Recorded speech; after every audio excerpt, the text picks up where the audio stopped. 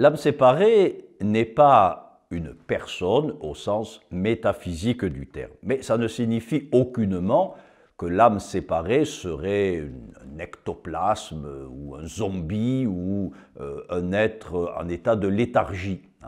Pour saint Thomas, l'âme séparée exerce des activités personnelles, les activités qui sont celles d'une substance spirituelle, à savoir des activités de connaissance et des activités d'amour.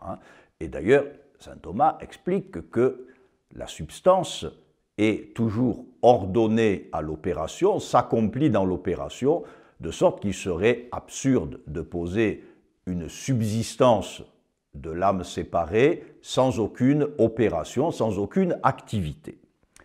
Alors, saint Thomas a consacré toute une question de la prima pars à la connaissance de l'âme séparée. Essayons de la situer dans l'économie de la somme. Il s'agit évidemment de ce qu'on appelle le traité de l'homme, quand saint Thomas présente les différents types de créatures appelées à l'existence. Il consacre d'abord plusieurs questions aux anges, ensuite à la créature matérielle, et enfin il se concentre sur l'homme qui est, comme il dit, l'horizon entre le monde spirituel et le monde matériel. Cette étude de l'homme est explicitement centrée sur l'âme.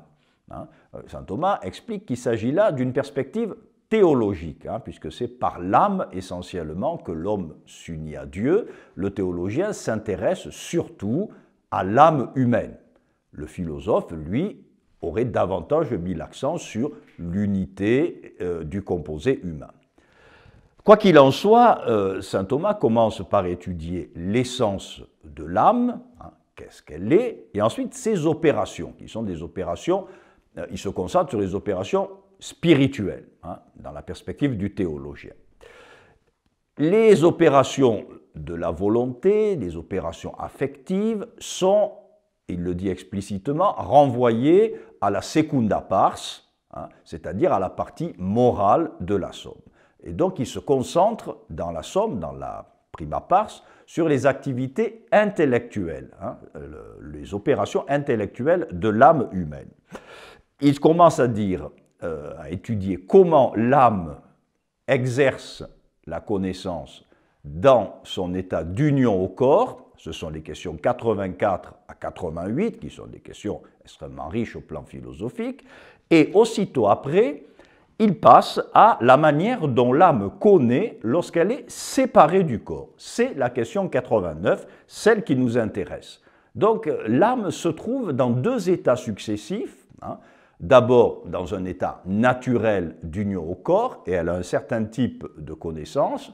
Elle est ensuite dans un état, disons, préternaturel, de séparation par rapport au corps, et elle a un autre type de connaissance. Alors, concrètement, de quoi parle-t-on? Qu'est-ce que c'est que ces âmes séparées? On ne parle pas des âmes des justes qui sont dans la vision de Dieu, puisque les âmes qui sont dans la béatitude, qui sont au ciel, qui voient Dieu face à face, connaissent toutes choses en Dieu. Alors saint Thomas sait que la grâce ne détruit pas la nature et que la vision béatifique peut aller de pair avec une forme de connaissance naturelle qui est assumée dans la vision béatifique, mais enfin, ça n'est pas ce qui l'intéresse. Les âmes séparées et le type de connaissance de l'âme séparée sont des problématiques qui s'appliquent premièrement aux âmes du purgatoire, qui ne sont pas encore dans la vision béatifique, aux âmes des limbes, dans la perspective de saint Thomas, et aux âmes qui sont en enfer, mais les âmes qui sont en enfer, même leur connaissance naturelle, selon saint Thomas, est faussée par leur perversité, par leur méchanceté, de sorte que leur mode de connaissance n'est pas le mode de connaissance normal pour l'âme séparée. Donc concrètement, il s'agit des âmes du purgatoire et des âmes des enfants des anciens enfants dans les limbes. Saint Thomas, dans la question 89, dans les 7 contrats, s'inspire d'un épisode évangélique dont il qu'il prend à la lettre et dont il essaie de tirer tous les renseignements possibles, c'est la parabole du pauvre Lazare et du riche. Hein, puisqu'on nous raconte qu'après la mort de l'un et de l'autre, ils sont l'un et l'autre dans des lieux séparés, et il y a un dialogue qui s'engage, etc. Saint Thomas prend tout ça un petit peu à la lettre, hein, et il en déduit un certain nombre de propriétés de la connaissance des âmes séparées du corps.